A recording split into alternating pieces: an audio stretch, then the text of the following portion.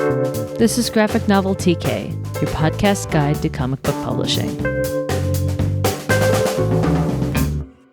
Hello, welcome to Graphic Novel TK. We're excited to be talking to Jenni Holm today about finishing your graphic novel, which is an exciting part of the process. I'm Gina Gagliano. And I'm Allison Wilgus. And let's get started. Jenni, thanks so much for coming to talk to us here today. Can you tell us a little about who you are, how you got into comics, and how you got from that first comic you ever read to where you are today? Sure. Well, thanks for having me, guys. Of course. Well, to start at the beginning, I actually started as a children's book author. So my first book was published with HarperCollins in 1999. It was called Our Only May Amelia, and I'm very happy it's still in print. And it's historical fiction. So I kind of have a parallel writing life where I write novels, mostly inspired by historical fiction, although not always. And then I have the other side of my creative life is doing graphic novels. And your novels are like award-winning, Newbery honor-winning, very prestigious. It is an excellent side career to your comics. Yeah, my parents were very happy. Oh, that's awesome. Yeah, so it kind of was my parents that got me into comics, to be honest. So I'm one of 5 children. I'm the only girl, middle child in a family of boys. And our dad, who has passed away, was a huge comic strip fan. And so when we were growing up, we actually had these bound volumes of his favorite 2 comic strips from his childhood, which were Prince Valiant and Flash Gordon. He was in World War II, so he was a much older father. And so I grew up reading those comics and I love them. But I also read what all of my brothers were reading. Just to preface, we have a really big age gap among the children. So my older brothers were reading original mass market paperbacks of Peanuts. And my younger brothers, many years later, were reading the original mass market Calvin and Hobbes paperbacks. So I read everything they were reading. And I also read, of course, all of the superhero comics. And my mom had a little trick to try to have us be quiet children during our long car trips on vacation. We grew up in Pennsylvania and would go down to Florida. So, 3 days in the old station wagon with 4 kids, as you can imagine, was like a complete joy.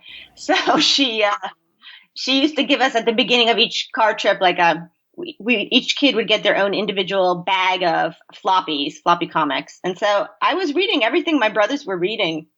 And it was a little disappointing at the time because there were not very many ladies in comics. I mean, I know Wonder Woman was there and she's certainly enjoying an amazing comeback right now, but I didn't really relate to her as an elementary school girl. I really craved for there to be a character like Peter Parker, who was just a regular teenager who turned into Spider-Man and that my brothers could relate to. There was really nobody like that for me. And I didn't gel like that with the artsy characters. So my youngest brother, Matt, was always a budding cartoonist. He had actually studied art in college, and he had a internship with a political cartoonist in Philadelphia named Tony Auth. And he discovered that he didn't like being a political cartoonist, but he liked writing comics. So cut to many, many years later, both of us are grown up, out of the house, and living in New York City. And I had published, I want to say maybe 8 or 9 books by this point. And I came up with the idea for Baby Mouse. And I was living in Brooklyn. He was living in Queens. It was a subway story. So I went to see him and I said, what do you think? Maybe we can work on this together. And that was the beginning of Baby Mouse. Oh, that's awesome. So you started Baby Mouse. It got published by Random House. There are 20 volumes of it now. Yes. There's a whole lot of that book, and it sells a whole lot of copies, and it's won awards and all that sort of thing. Yeah, I mean, it's been a joy to work on Baby Mouse. It was one of the first graphic novels published by a major publishing house. Yeah, and that was a big thing at the time. It wasn't an easy sale. And so we're going back to 2001, actually, was when we first started taking it out. And we had to kind of convince publishers of 2 things. One, that girls would read comics because we made the character very deliberately a girl.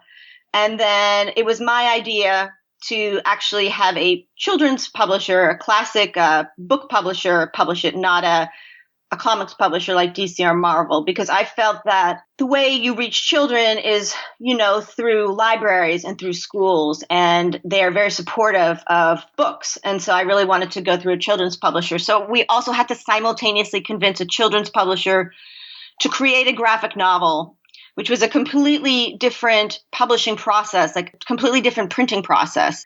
Baby Mouse is 96 pages. To do 96 pages of art was something that most publishers have never done. I mean, a picture book is between 36 and 40 pages, maybe 42 pages. So this was like the equivalent of doing, 3 picture books. It was an incredible amount of art, trying to figure out what is the process, how do we all work together, and to figure out an art pipeline. Took us 2 years working with Random House and the art director and editor there just to figure out how are we going to make this. So it was a big learning curve for everybody on both sides, the creators and the publishers. I'm sure Gina knows this, but I'm actually not sure. Briefly, what's the creative process like for these books on your end? Yes. So Matt and I, we consider ourselves co-creators, even though I do most of the heavy lifting on the writing and he does most of the heavy lifting on the art. We had kind of had to figure out a way to MacGyver this because, with most traditional comics, you have like a whole staff.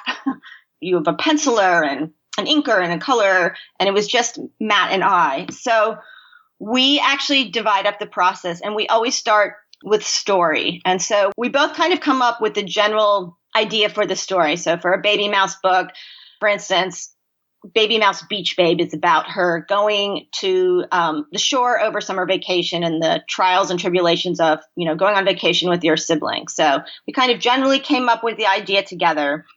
And then I'll write it first. And I write it using a classic advertising storyboard. It's 4 columns across, 3 rows up and down.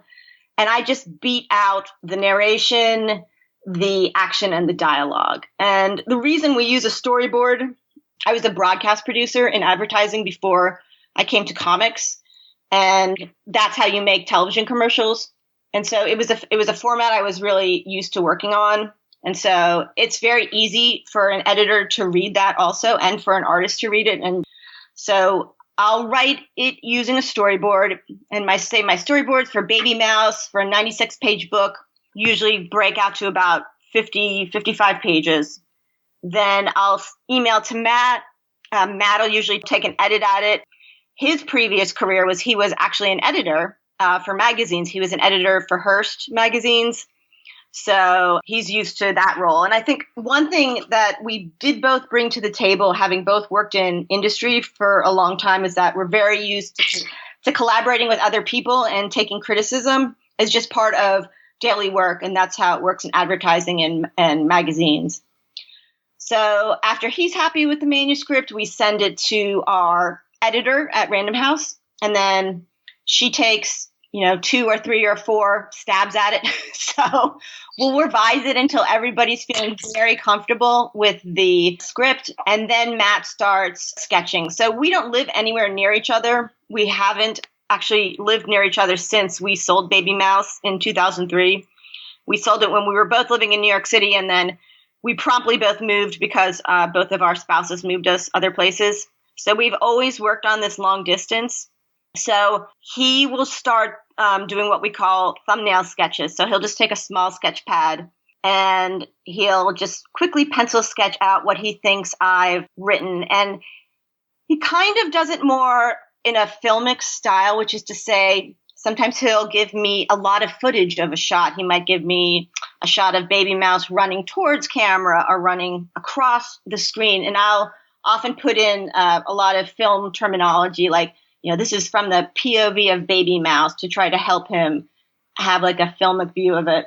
After he's sketched all that, he'll scan all of those little thumbnails, and then he'll Dropbox them to me. Dropbox is the best thing to happen to comic creators, in my opinion. Yeah, agreed, honestly. Yeah. I spent most of this morning on Dropbox, so...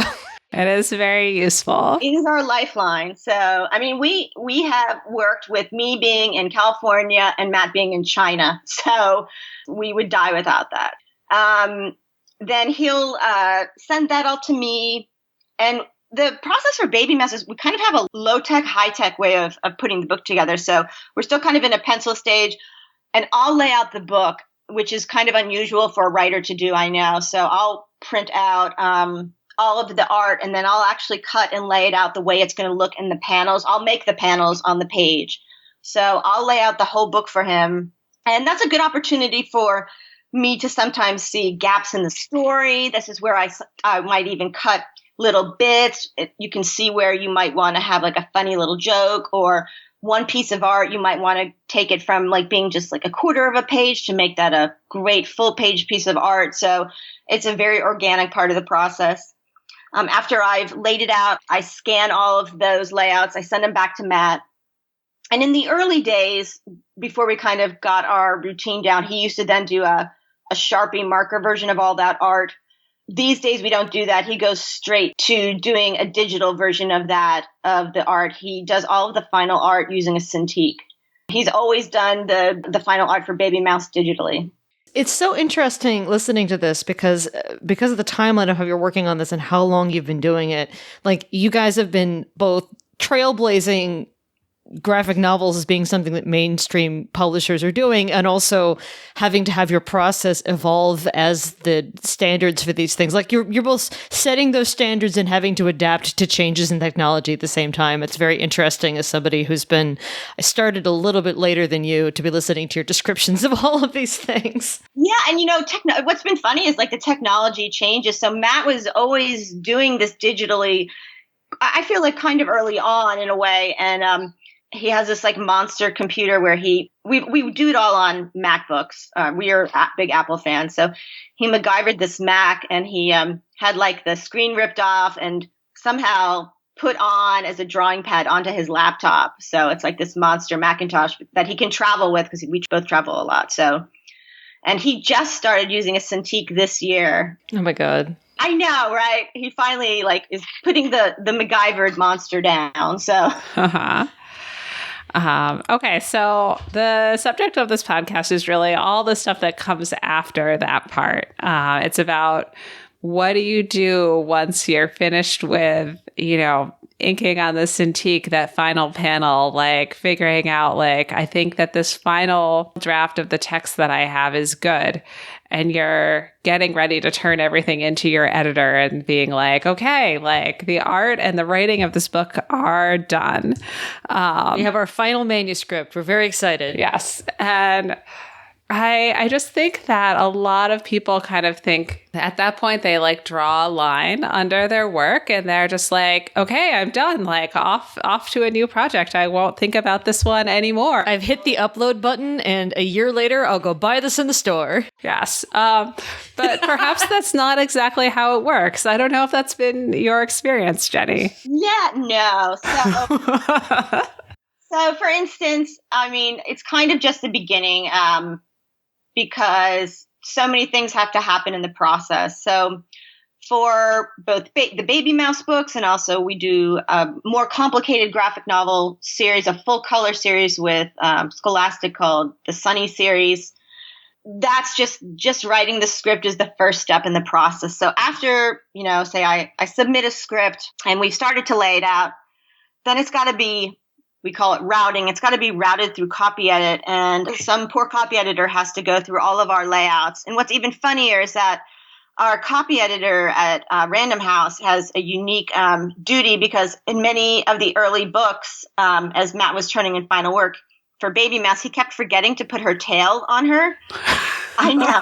And her whiskers in a lot of the art, because we were just exhausted. And so she actually is the official tail and whisker checker as a copy editor. She has to go through and make sure he didn't forget that.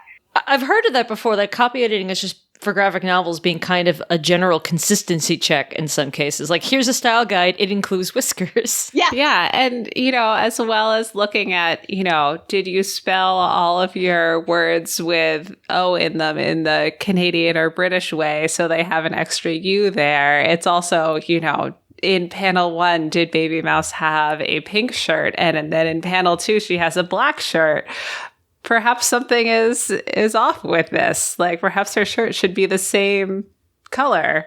Yeah, I mean, and that happens still all the time. So Baby Mouse has a spin-off. We're doing middle grade books for her now, which is a little less art intensive, but that still happened recently where he turned in some art where I had given very specific art direction about Baby Mouse is trying to look very French, and he just drew her with a t-shirt on. And so he had to go back and French her up and put like a little scarf on and a little stripes. Sure. Yeah, it's all those things you miss. And then we've tried to, in every book we've worked on, try to speed up the process in some way to just streamline it. So, for instance, I do think right now for publishing, it's a digital experience for publishing books. That's how the books are made mostly. And so Baby Mouse has enjoyed great success around the world. We're very happy about that. But when you get a book translated, they're going to have to drop in their own text. So Matt, early on, when we did the very first Baby Mouse,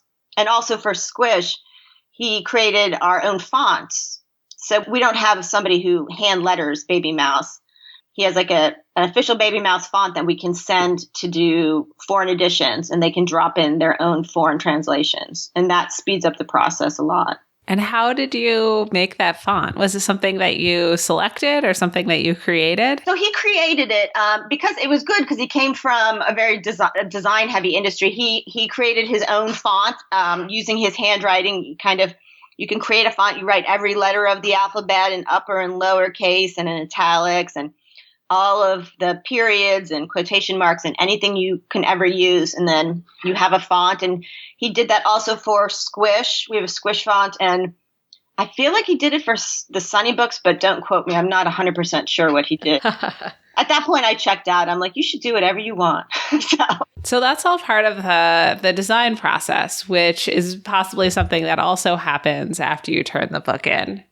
Yes, and that was one of the best things we ever did because as the books get closer to finish, if you have to change a word here or there, in the old days, if you hand lettered it, you'd have to white it out. If you change something small, you'd have to white it out. The letterer would have to re-letter it. Now, depending on the stage it's at, either Matt can quickly fix it. If it's at Random House, an art director can fix it. It's very easy. So when you turn in your book, are you turning in here's a PSD file of page 1, here's a PSD file of page 2, or possible multiple PSD files which have black and white and color or something like that? Or are you turning in a laid out InDesign file? Yeah, it's a laid out InDesign file. Nice. So you're letting the Random House design department off the hook for getting that book designed and lettered. Well, now they actually do the lettering. So Matt will just create the speech balloons and they'll drop in the text on their end. So in order for them to do that, I do one extra step where I do a setting text document. So some poor person isn't having to translate it or pull it out of the script. I'll just give them the setting text in a Word document and they could just cut and then, drop it in the font. That's very kind of you. Yes. No, I didn't do that for the first couple books, and I realized how cruel that was. Somewhere in here, obviously, speaking of design, in theory, this book is going to have a cover.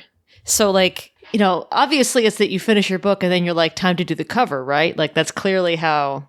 Obviously, that's how. I'm sorry, I can't even get that out with a straight face. That is the exact chronological rollout of that process. So it actually is funny that the cover comes much earlier than even towards the finishing of the book. So both children's publishers we've worked with, they have something called sales conference where they like to preview upcoming books to their sales force around the country. These are the super hardworking salespeople that actually go out to independent booksellers and indie comic stores and sell directly into their stores. So they start to kind of get them excited. And depending on the publisher, they might start teasing what their list is going to be up to a year before. So very early, sometimes soon after we have maybe submitted rough layouts, they'll ask for a cover. And then Matt and I will kind of talk about what should we do for the cover. And he'll do just kind of a couple of pencil mock-ups, and they'll take that to a cover meeting in the publishing house with the art director, and they'll discuss it internally if they feel this is a good direction. And usually you have to kind of go through several rounds of covers before everybody's happy. And it's kind of a necessary part of the process because you do want your salespeople to sell your book. And so you do have to listen to them and respect their judgment because they're the ones that are really on the road all the time. So after there's kind of a consensus of the general direction of the cover, then like in the case of the Baby Mouse books, Matt will then actually do the physical cover himself. He'll design it. For the Sunny books, actually, our art director, Phil Falco, is the one who designs the cover itself, but Matt will supply the art. Okay, so you've got a cover, you've got the InDesign files turned in, and your copy editor is copy editing. You get that back, and then what happens after that? Can you talk a little about like looking at copy edit changes? Like what are you getting back from the copy editor? What do you do with it? We get copy edit changes in all different ways. Sometimes they'll send printouts and a copy editor has gone through it with a little red pencil and made changes or made suggestions for changes. More lately, they'll send PDFs where you can go through them and they'll have marked with track changes, the changes they're suggesting. Sometimes the copy edits are obvious, like you forgot to put a period here. Sometimes a copy editor might just make a taste suggestion. It can kind of go all over the place. In the beginning, in my early days, I would be completely obsessed with copy edits. They would make me nuts. And now they don't make me nuts.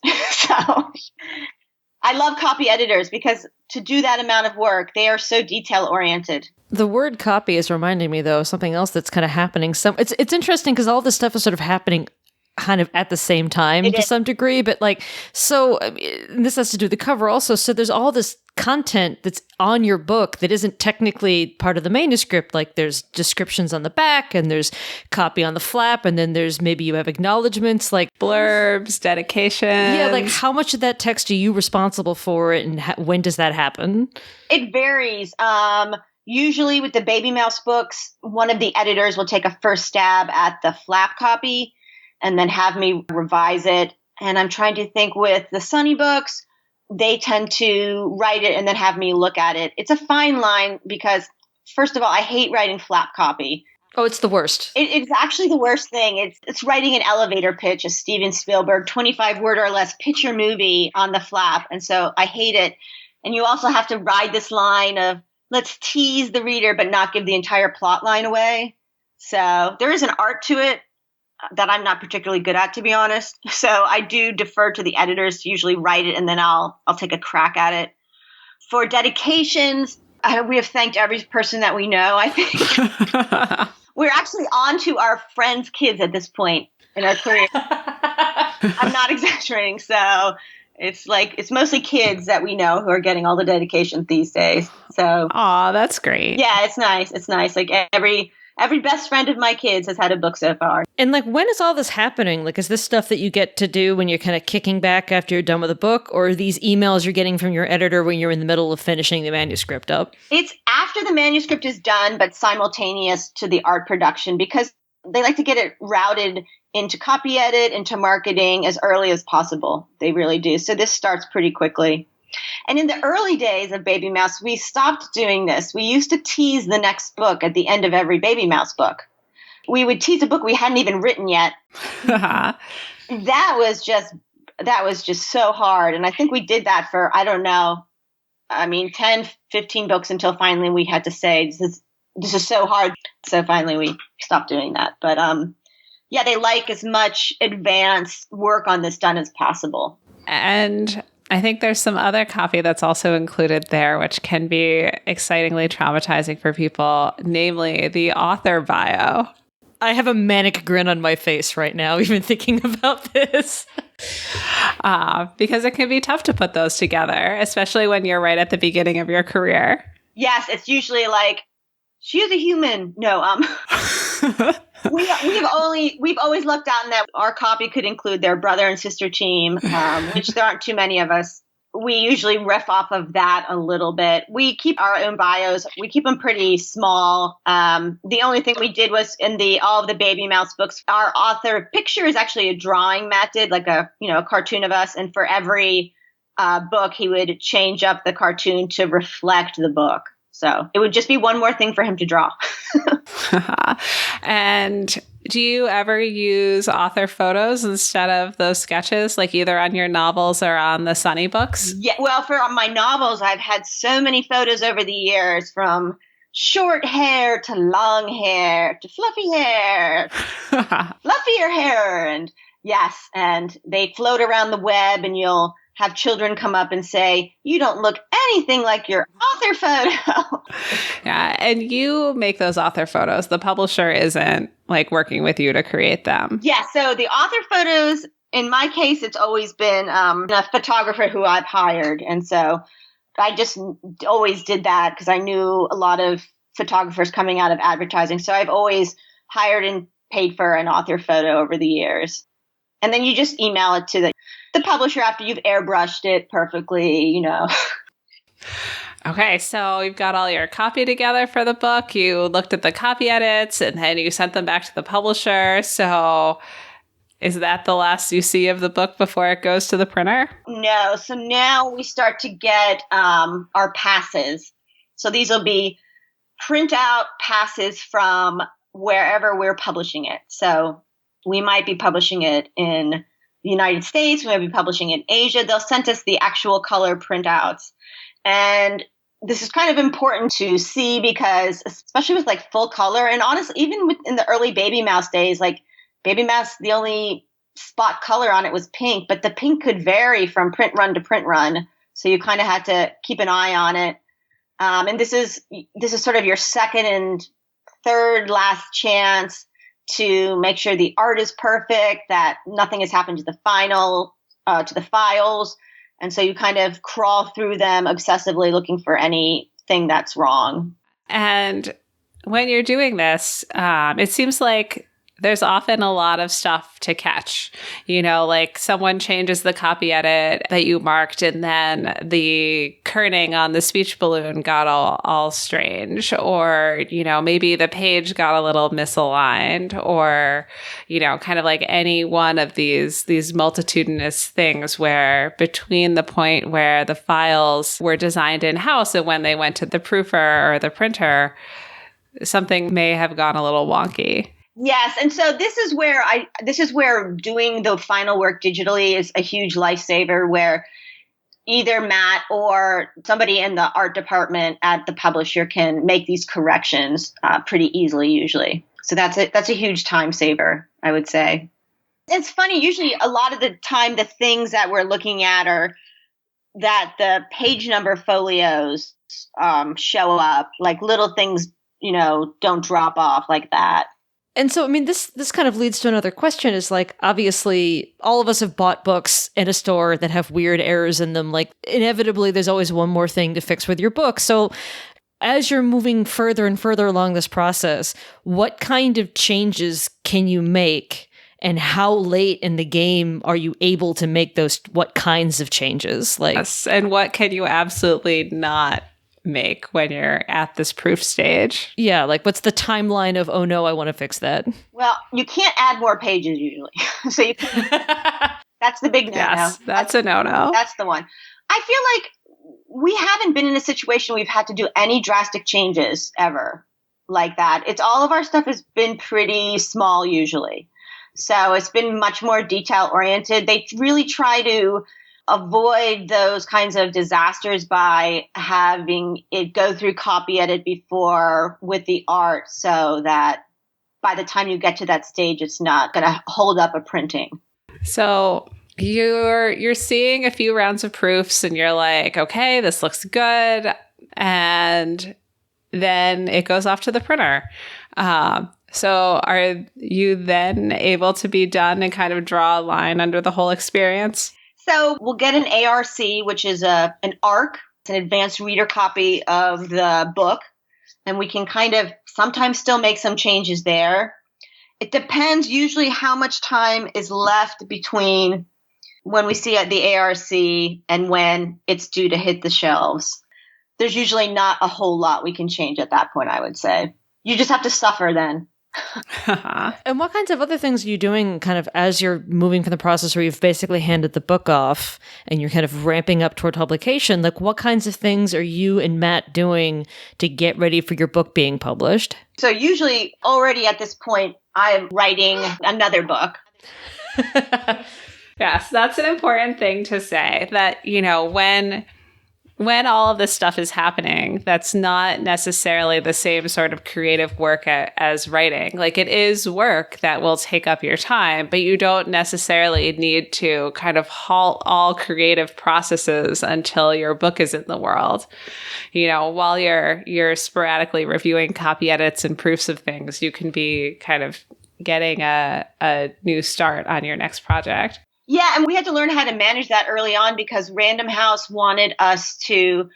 We started by bringing out 4 Baby Mouse books a year, which was That's a lot of books. That's like 400 pages of comic books a year. And it was so insane. So we kept up that pace for, I don't know, 5 or 6 years. And then we slowly went from 4 books a year to 3 books to 2. And now we're at 1 book a year. So we learned how to juggle. And the minute I was done my part of the writing and the layout, while he's doing finals, I'm writing the next book, or maybe I'm on a different stage of the copy edit process. So I'm always working on a different part of a different book than he is. Matt has this massive calendar on his wall where he breaks down everything by like month over 2 years period. So to show where it's going to be happening. But yes, you should be starting your next book, because usually by the time we're done that, there's about a year before it's actually going to see the light of day. Sometimes maybe it's 6 months. With Random House, usually our book is finished a year before it's physically published. Yeah, so that's a lot of time to do stuff in. Yes, and so we might be starting to, if we're going to be touring for a book, which is going on book tour, we might start talking to our publicist, try to come up with a good hook for, a tour, and just sort of start to think about that a little bit. I mean, obviously, this will have changed over the years, both because, you have a very long-running series and also the nature of these things have changed over time. But how do you handle promoting your books and sort of talking about them? Like, when do you start talking about a book that you've been working on, and kind of how is that getting integrated into sort of other stuff that's going on with you? Like, are you yelling on Twitter a lot? Or are you just going on book tours? Like, what kinds of work are you doing, and how soon do you start doing it? So children's authors, book touring isn't the same as adult authors. Adult authors mostly go to bookstores, and children's authors can't really do that as much because kids can't drive, so they can't get to the store themselves. So you're dealing with parents who are trying to manage getting very busy children to come and see you. So we prefer to go to the schools. So when we're book touring, or if we're doing an event, we do what's called a school visit, where we go and talk about our books at the school. To like massive assemblies of kids, 500 kids at a go. And we're going directly to our audience. So that's one portion of it. We'll also go to a lot of educator conferences. Some of these are ALA, which is the American Library Association, or NCTE, which is a big National Teachers Association. And this is more where we are talking about our books to the teachers, to the librarians, to the professors teaching future teachers. So we're kind of going to the influencers. That's another thing we do. And those conventions are usually going on all year round. Occasionally we travel together, but mostly we try to split up the work. Like he'll do something and I'll do something else. Because you have to be working on your books at the same time all this other stuff's going on. Exactly. And we do similar presentations. And it's just trying to manage being able to work while being on the road. That is very hard, actually. This is obviously a time-consuming and complicated and labor-intensive process. When you are kind of going into this and thinking about this, kind of like, especially now that you've worked out a system, like, how do you plan for it? Like, you said that Matt has a giant calendar. Like, do you and he and your editor kind of all sit down and figure out what to do? How does that work? We usually, with the editor, will come up with a couple of key dates. So the key dates we come up with in the beginning, it's geared towards a publishing season. So for instance, for a baby mouse book now that we're working on. We know we want it to come out next July. So when we're figuring out, we work in reverse. So the key dates we have to figure out are when I deliver the manuscript to the editor, when the editor sends me the revised manuscript. Sometimes we might leave in a date for when I give my revision back to the editor. Occasionally we'll have, time physically built in for multiple revisions. And then the other key delivery dates we nail down are when we get sketches in, which for us is our Matt's pencil layouts, and then where we get final art in. So we kind of really have to nail those dates in, especially the final art date, because especially when we're working with more complicated books like Sunny, which is in full color, and we have a colorist doing the color. We work with an amazing colorist, Lark Pien, who's a creator herself. We have to be juggling her schedule too, her availability. So we have to be cognizant of what everybody else is working on. We have to line people up. We kind of have to make sure everybody's schedule aligns nicely. Do you guys have like a big shared Google Calendar you're all working on, or are you just spending a lot of time in email? Like, kind of, how do you end up coordinating all of this? You know what? We just use email. I know some people use like Slack and like Google Docs, but we pretty much only use email. So it sounds like that's all the schedule for the making the book process. But what about the stuff with copy editing, with proofs, all of that? Do you just, go to the door one day and find there's a giant envelope of proofs there that you have to turn around in 3 days? Or is there some sort of system or schedule that you know about that's involved? Yes, there is no system or schedule. So you have there's actually no system or schedule in getting notes from your editor, because your editor also is working on multiple projects. I'm just one of my editors at different houses' projects. They're working on series or novels, graphic novels. They've got tons on their plate. So you might think you'll get it back. Maybe I'll get it back this month, and you might get it back the next week, or it might show up, on Friday night when you're heading out of town. And the same thing is with art corrections, copy edit, all that stuff it just flies in at you. So we definitely have like a 7-day work week. You just have to go with the flow, Yeah, but when your editor does send things like copy edits or proofs, they are like presumably communicating with you to say like, I need these back at some specific time. Yes, so they'll email to you and say, we'd like to have it back in like 2 weeks, or they'll give you a very specific date. So and you just have to, sometimes you can push and say, I'm traveling, I need 3 weeks. So I usually always do this thing where I'm like, I need more time, and then I turn it in early because I can't let it go. I'd rather just get it off my desk than have it linger. So it's my weird quirk. I mean, that's definitely the direction that I think an editor would prefer that quirk to go, rather than the opposite of, oh yeah, I'll do that tomorrow. And then like a month later, it shows up. Yeah. No, I think one thing that we try to be very good at, and it's been hard, I'm sure we have slipped up a couple times over the years, is to really turn things in on schedule. It's funny listening to you talk about this, and I'm thinking about some freelance work that I'm doing right now and how much this changes. So like you were telling about how earlier you used to be doing like 4 of these books in a year, and now you've got multiple books going on at different publishers. Do you find that the flexibility and kind of scheduling of these things varies depending on how tight your deadlines are or which publisher you're at, or is it basically just chaos all the time? It can be chaos all the time. I feel like lately it goes in waves. Like we've definitely lately hit a couple of waves where everybody wants everything at the same time. It just happens, and you kind of have to take a deep breath and talk to people and say, how can we best manage this? I think the one thing that is super frustrating that has never changed over the years is Matt and I, we occasionally like to take vacation. not What? I know.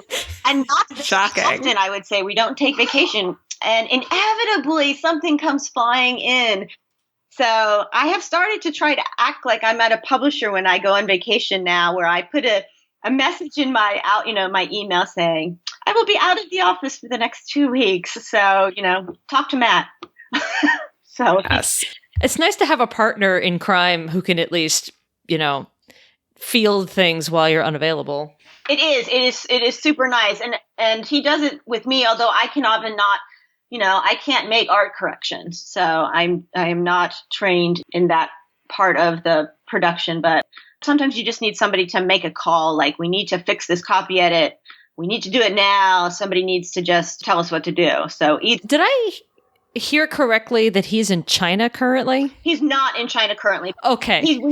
It was at one point. Yeah, we worked on projects where we worked on the first Sunny book. He was in China. So I was going to say, that's a hell of a time difference to be navigating. Yeah. I mean, he's on the East Coast and I'm on the West Coast now, so it's fine. So he's been up it's very funny living I mostly have lived on the East Coast for most of my life. And in the last 7 years, we've been on the West Coast, maybe 8 years. And so by the time you wake up on the West Coast, my mailbox is full because everybody's been going for hours already. And you also can't just pop over to his house and grab something. No. If he's out of town. No.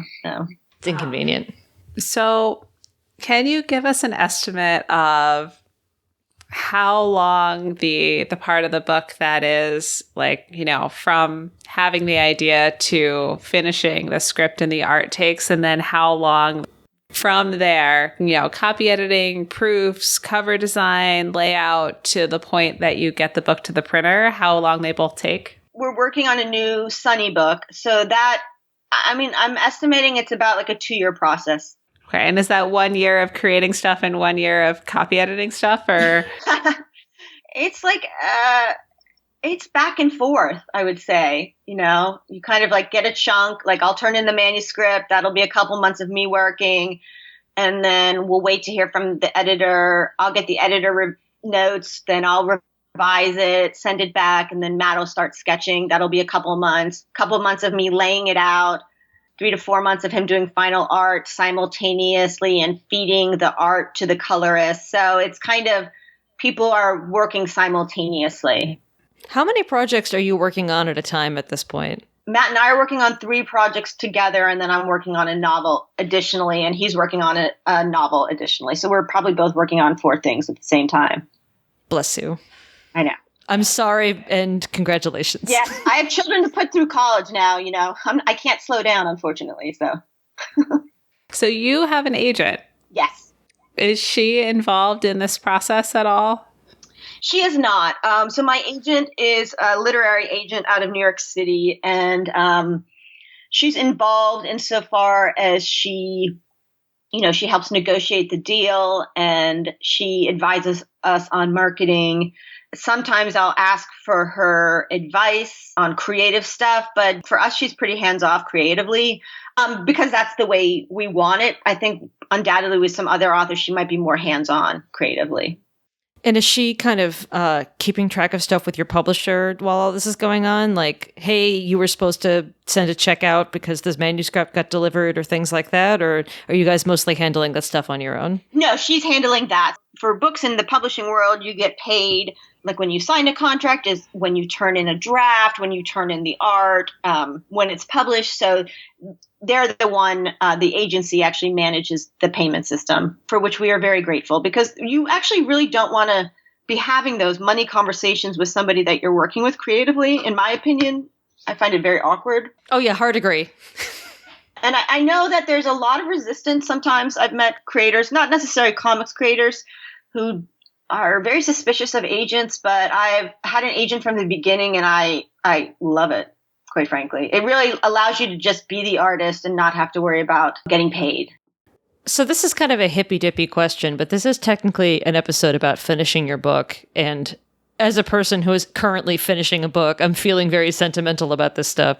So like, do you have at any point in this madcap process moments where you sit and have a feeling of satisfaction of, I have finished this book, it is done, and it is a good book, and I'm proud of it? And if so, assuming that you get to have that moment of cherishing your book child, does that happen when you finish it, or does it happen like when it is a physical book that is in the world that people can read and buy? Or when it goes to the printer? Yeah, like what counts as the delivery of your book baby as far as you're concerned? It happens when my mom says, I just went to Barnes & Noble, and your book is there, and I faced it out, and then I went and told the sales lady that she needs to order more because you're a local girl who grew up here. So that is Aw. that's the nicest thing is when my mom goes and badgers the bookseller. It's nice that your mom is still doing that. My mom also does that. Yeah, it's funny. Like, just she'll go and say, "Did you order this book yet?" So yeah, thanks, Mom. I mean, is it still nice? Like, do you still feel good about, hey man, I finished this book? It is. It always feels good. Actually, I had a great moment today. I'm at my daughter is 10. She's in elementary school, so we've got the Scholastic Book Fair going on, and so we went to the book fair after when I picked her up from school, and she said, I want to buy some books. And we went in, and she's like, "Oh, look, there's your book, Mommy." And I'm like, "Oh, that feels good. It's right there. Now, don't buy the stupid pencils. Buy a book." No. Did you have Scholastic Book Fairs at your school when you were a kid? We did. I actually have very fond memories of Scholastic Book Fairs, buying those like puppy posters and the koala bear posters. And yeah, no, I loved the book fair thing. I think it's a nice culture to get reading into the hands of kids. That's so nice you get to see your books there now. Yeah. So how do you feel? This is possibly another hippy-dippy question, but how do you feel about this whole part of the process that we've been talking about, like the part after you turn all the art in and it's all like copy edits and proofs and line editing and reviewing the cover copy? Like, is that a good part of the process or a tedious part of the process? Or, does it make you feel like, everything's all coming together? Or I feel like it's a tedious part of the process. I think the best part of the process for me, it's probably not the best part of the process for Matt because his work is continuing, is when I turn in the layouts to him, because I can see it on the page because it's laid out with the art. So I have a general sense that, this is going to work nicely. And I also even get that I get a nice feeling when the script is final. Because then I've had somebody else besides myself and Matt read it and say, it's okay, because I do think that's one problem with being a writer or an artist is it's a pretty lonely profession. We just all work in our own little offices at home, and you don't get a lot of outside feedback unless you talk to your editor. So you're grateful to hear what they have to say. It's really nice. Having been on both sides of that, it's nice to have that moment of like, hey, you made a great thing, or hey, a person is reading this thing that I made. It doesn't get old for me anyway. Yeah. No, and I mean, I love editors, so I like revising. I'm probably a little weird in that as a writer, but I've always really enjoyed revising. I hate writing a first draft. I hate it. But I'm always happy to generally to get notes to make it better. So Is there any part of this final part that you enjoy, or is it just it's like all tedium top to bottom? I like a lot of the copy edit stuff and the flap copy. That's a bit tedious. It's fun. I like it when I feel like I do. It does start to feel real when you get your ARC in the mail. So when you get your ARC and it says on sale, July 2018, I'm like, it's almost there. It's coming.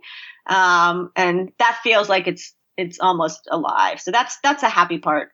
And then you can kind of sneak this arc to your kid's best friend. I'm like, nobody else is going to see it for a year, but here you go, kid. Be like, I wrote you into the acknowledgments and didn't tell you. Look, here you are. Yes, I've done that several times. Like, here, it's dedicated to you. Aw. But do you think it's an important part of the process, even if it is kind of tedious and terrible? It is. Tedious and terrible. It is. All the end stuff is mostly to help market the book, and that's a big part of the process, because you don't want to publish your book and then just have it, be all spelled incorrectly. Yeah, or just thump, not have it hit the world with a splash, or you want to help it find its way in the world. Okay.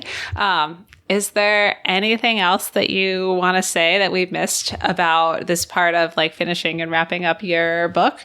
No. You guys asked me just about everything. All the possible questions. Listen, we're nerds. That's why we're doing this podcast. You're the first person who ever asked me about flap copy, I can honestly say. God, it's so stressful. I've had a couple books come out that I've worked on where I haven't seen any of that copy until the book has been published, for some work for hire stuff. I'm like, oh, okay. That's what they think this book is about. Sure, How whatever. I Fascinating. know. It's so funny. It's so luxurious to have people asking me about this stuff now. Like, oh, you want my opinion on the cover copy? Well, gosh. Yeah, I mean, it's a hard line because, there's a whole design departments at publishers and marketing departments that's their job to help shape that. So you have to I feel like it's good to not be too precious about that stuff. Oh, I love it that other people do this. Yeah. Nothing makes me happier than getting an email where my editor is like, how does this look? And I can say, it looks great. Yep. They sure did do their job that I didn't have to do because I'm not self-publishing this. That's amazing. Yeah, I love exactly. So, Jenni, as we wrap up, can you tell people where they can find you and your books, and possibly Matt too, if they would like to find Matt on the internet or in other spaces? Yeah, so we are both on Twitter. I'm Jenni Holm, JenniHolm. I feel like Matt is probably Matthew Holm on Twitter. You can find out where we're traveling if we're going to be in your area or at Comic-Con or something like that, usually on our blogs. I'm at jenniferholm.com, and I'm pretty sure he's matthewholm.net. And you can buy our books at your independent bookseller, at your large bookseller like Barnes & Noble, or, of course, online at Amazon. Great. Well, thank you so much for coming out and talking to us all about this. This was a extremely helpful discussion of all these bits and pieces at the end of the publishing process. Yes, thank you for walking us through the 8 million ticky-tack things you have to do when you're almost done with your book. We genuinely appreciate it. Just check for whiskers and tail. That's all I have to say. It's very important for any good baby mouse. You assemble your animal parts style guide for your copy editor. Yes, we have an animal style guide. That's so funny. Fantastic. Thank you.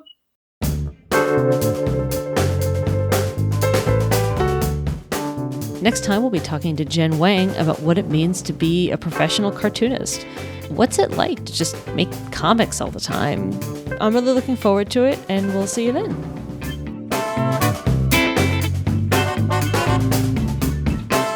Graphic Novel TK is co-produced by Gina Gagliano and Allison Wilgus and is brought to you by The Beat. You can find our show notes along with other comics news and podcasts at comicsbeat.com. Our podcast graphics were created by Shivana Sokdeo. Our theme music is by Poddington Bear. You can follow us on Twitter at Graphic Novel TK or email us at graphicnoveltk@gmail.com.